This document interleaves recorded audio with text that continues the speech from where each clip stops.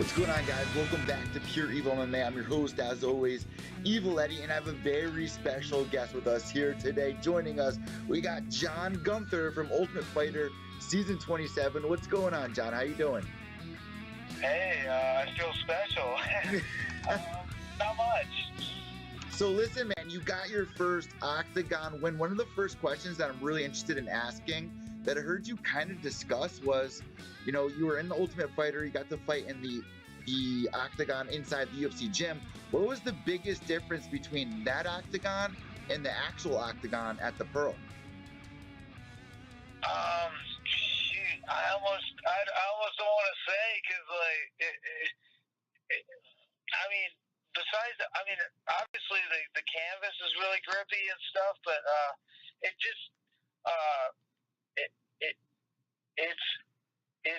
it's a big difference between like a lot of the octagons that most gyms have. It kind of messes me up a little bit, but I'm gonna figure a way around it. I don't even want to say because it kind of messes my game up a bit. So what do you think was the size of that one compared to the other one? Are they the same size as the one in the Tough Gym, or is the... Yeah, the size was the same.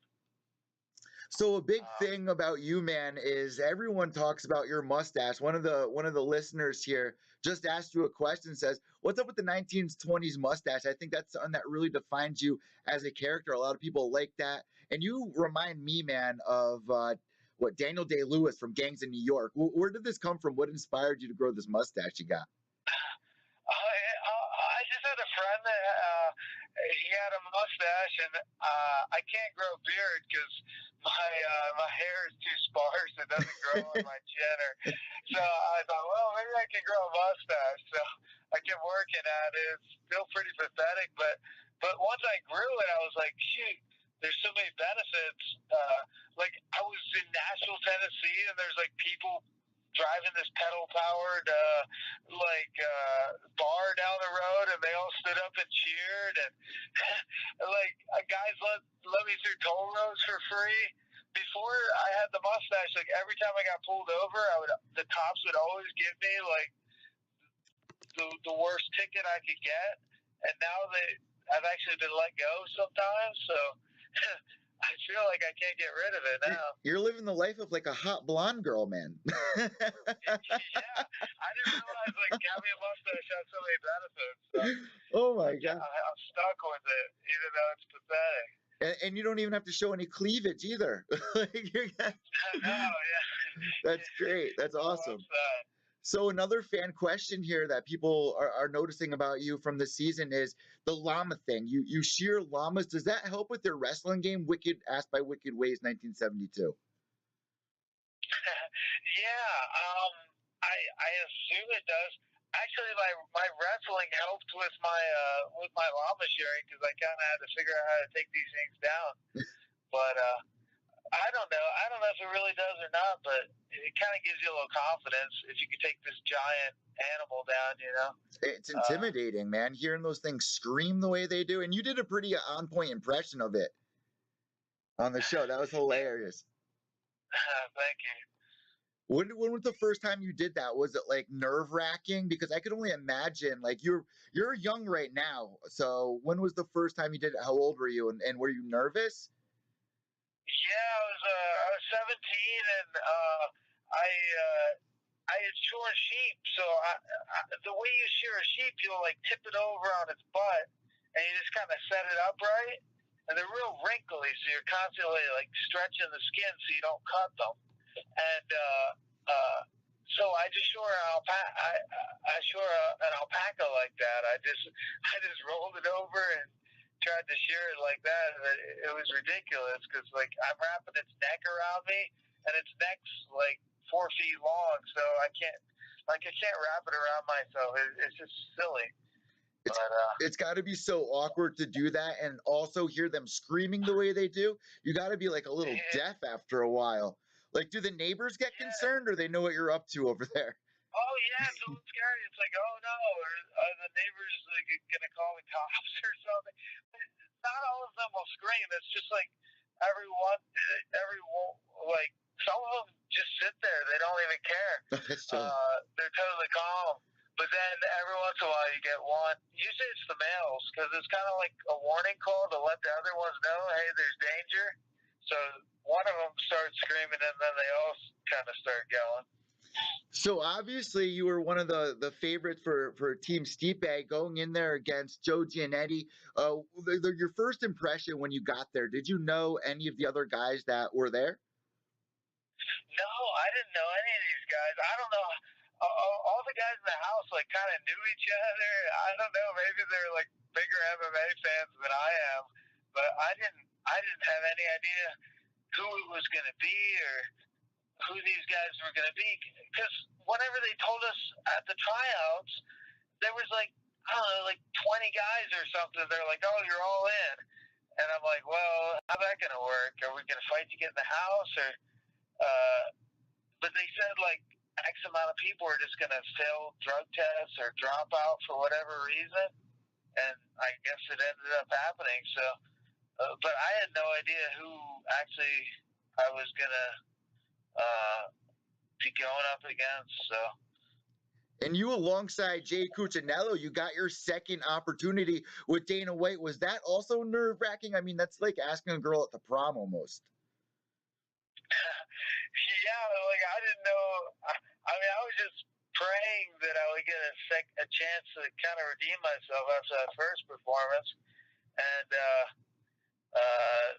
so I didn't. They just called me in the room and they told me I was in. So I could see the look on your face too. You were like, oh yeah, it is on.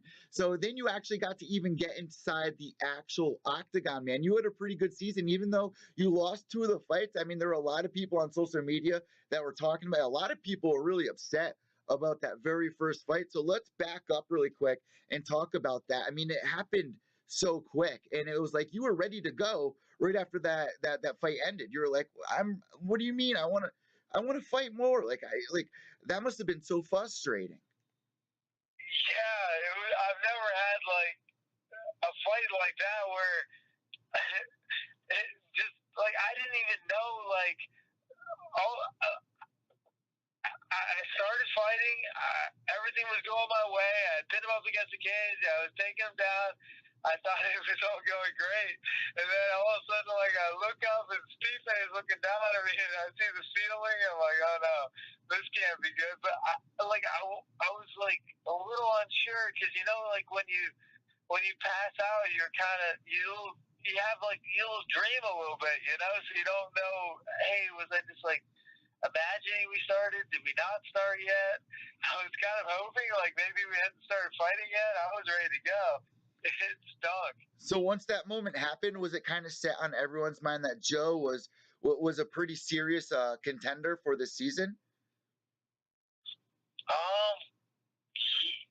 I don't know. I mean, and nobody knew who I was. Nobody. I think people just thought I sucked at grappling. I don't know. It just stunk. Like I wish I could have at least done something. You know, I have a bad habit. I stick my head in that spot. If you watch any of my fights, you know, let them pull on that guillotine. They never get me. But well, you've been really good. You know, he's got this thin arms, and he's maybe got a little height. I don't know. Just a weird little angle, and I'm out. Well, moving forward, I mean, the fight that you just recently won inside the octagon under the big lights for the UFC, you were able to escape some pretty serious positions. You were dominating the entire fight against Zuniga, who has a like 13-0 record, now 13-1. Was that something that you were really working on in this camp? Was, you know, making sure you can stay away from, you know, quick submissions and stuff like that? Because it definitely showed in your game. Not really. No, I was just I was working on it in my my fight against shoot, I can't remember his name now. My second fight, I was super paranoid about that choke, and like even when he locked in a little bit, I just bailed and like I laid on my back, you know. I was like, no, I'm not getting choked again. But Zuniga, like I knew, like I'm super confident sticking I'm not afraid of that choke because I'm really actually hard to choke generally, but for whatever reason, he just sunk it. It was over. I mean, they were showing some images and some clips from one of your older fights where you had a really bad cut and you were able to come back and win the fight violently. So you've definitely been through some things, and everybody on the season was undefeated. So did you see any egos going in there? And what do you think the difference between ego and confidence really is?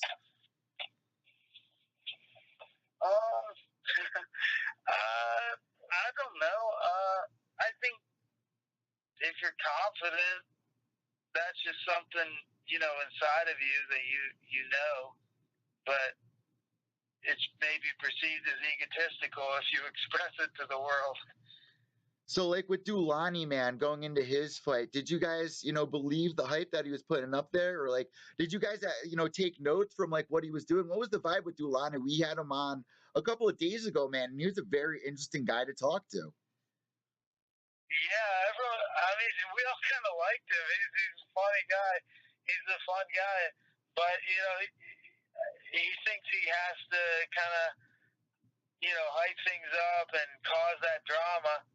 I don't know if that's true, but he believes it. So, and it seems to be working for him. I mean, look at it. Look at all the followers and stuff he has. But I don't know.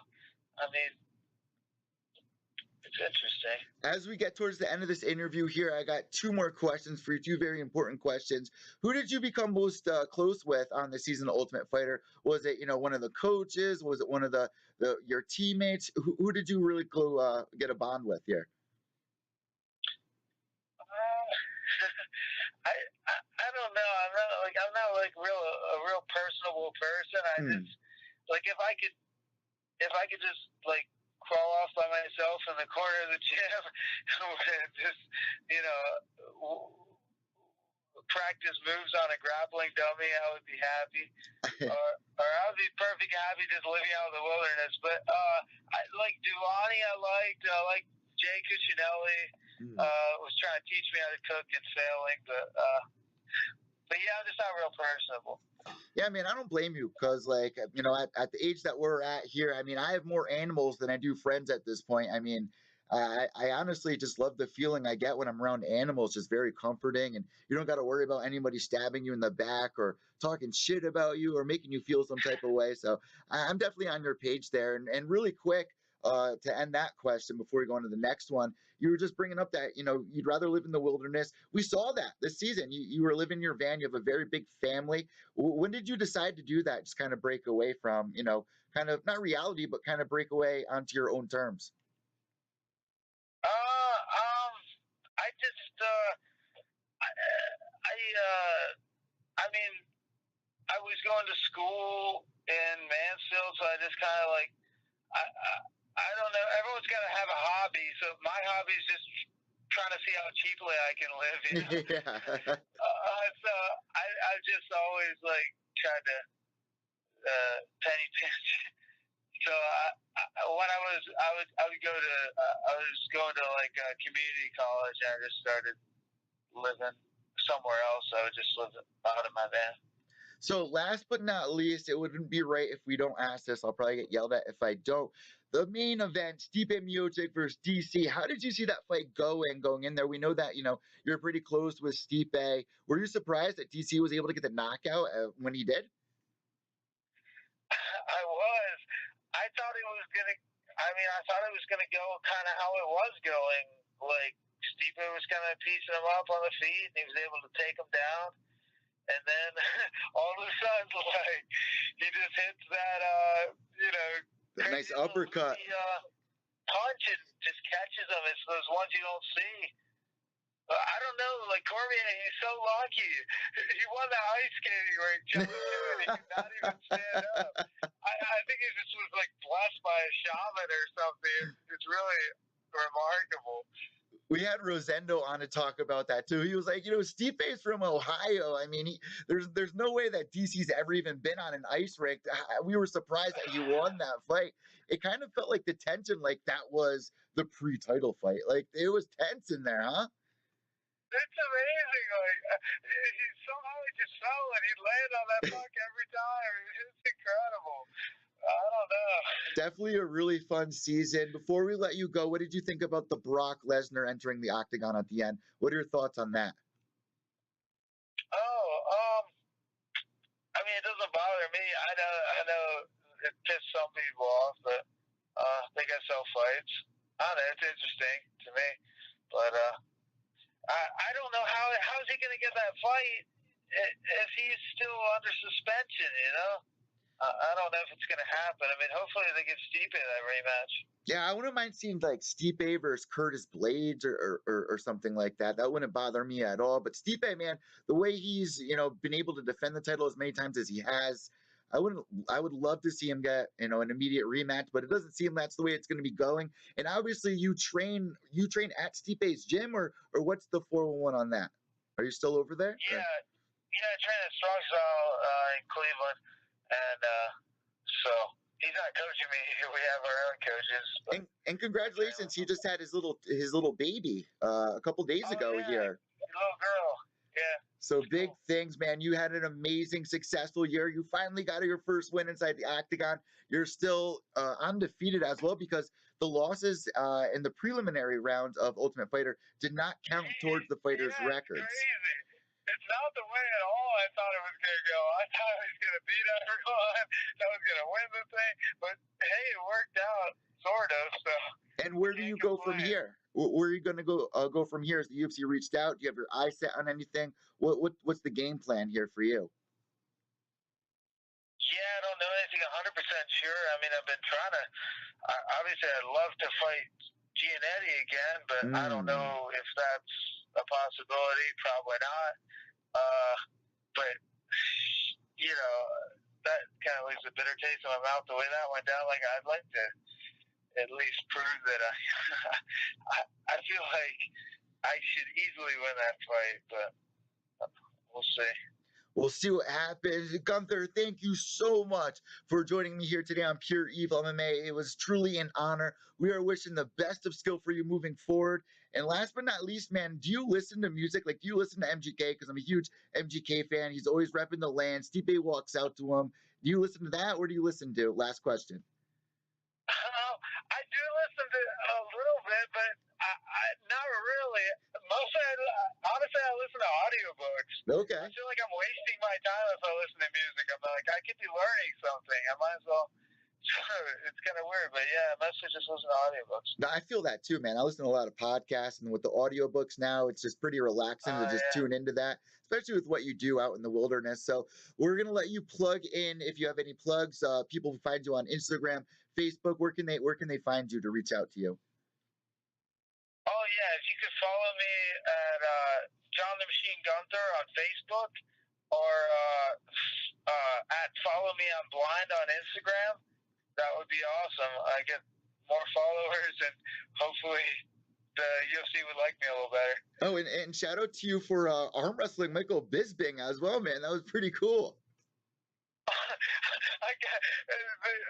beat me on the season. Michael Bisping kicked my butt in arm wrestling. After he did that, he cut his elbow on the table. He was bleeding everywhere. It was terrible. That's hilarious. That's hilarious. I mean, this was a really fun season. I'm almost sad it's the end of the Ultimate Fighter. You guys did an amazing job. Thank you so much, John, and we wish you best of skill moving forward. Okay, thank you. I appreciate it. Have a great day. There you guys go, John Gunther, man. I mean, we've had almost on this entire season of the Ultimate Fighter. You know, I had somebody message me before this interview and say, oh, if I had to guess how this interview is going to go, I give it a 1 out of 10. And I just sat back like, man, have you not heard my interviews before? Do you not realize that I can talk to anyone, interview anyone? John Gunther, man, he's an interesting character. You just need to know how to communicate with people. I went to college for sociology, psychology, and like, I know what I'm doing. I've been doing interviews since I was 7 years old. John has a little issues with, talking to people. So does everyone, man. You just got to know how to talk to people. So shame on you, whoever said that out there. But I felt your worry there. I'm sure there was a lot of people like, John Gunther, he's not that good in front of the camera. But that's the magic. That's part of his character that I love about the guy. He looks like a straight assassin. He goes out there, he's shearing alpaca that are screaming bloody murder, and he's just a cool dude. I would love to just, watch what he's up to. I'd love for him to put a GoPro on, walk around through his day. He doesn't need to communicate with anybody. I mean, this guy's living a pretty sick life, training, at Stipe's gym, just on Ultimate Fighter. I mean, come on. Just made his first UFC appearance. It got the W over Zuniga, who's 13-0. Another guy who liked animals as well. I should have asked him if they connected on, the whole animal thing, because Zuniga had like a freaking farm in his backyard there. But guys, John Gunther, live here on Pure Evil MMA. Thank you so much for tuning in. I'm just wrapping up from last night's lion fight event that went down at Foxwoods Casino. That was an absolute blast. I did the recap show with Nick Portello, straight from Pure Evil MMA family here, nickportello.com, I believe. Brian Gerson and also Kobe, the Prodigy Nailer, helped us for Pure Evil MMA last night, fighting out of Gabriel Gonzaga's gym, G Squared. So a big shout out to Kobe. He's been helping me for the past couple of years, ringside, covering some events, has some great insight, is very useful, helping plug in some very interesting tweets that get down to the technical side of a lot of the fights that's going on.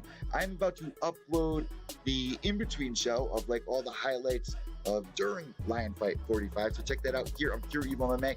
Also, Gloves Off with James McSweeney, episode 3 is up, where we talked about Big Brown versus Dana White. We spoke about Mike Swick giving somebody a videography job, and James wasn't too happy about that. He put a warning label across Mike Swick. Matter of fact, he roasts Mike Swick on this latest episode of Gloves Off, episode 3. Episode 4 is coming Monday night, so you don't want to miss it. Ultimate Fighter Season 10, first pick, James McSweeney.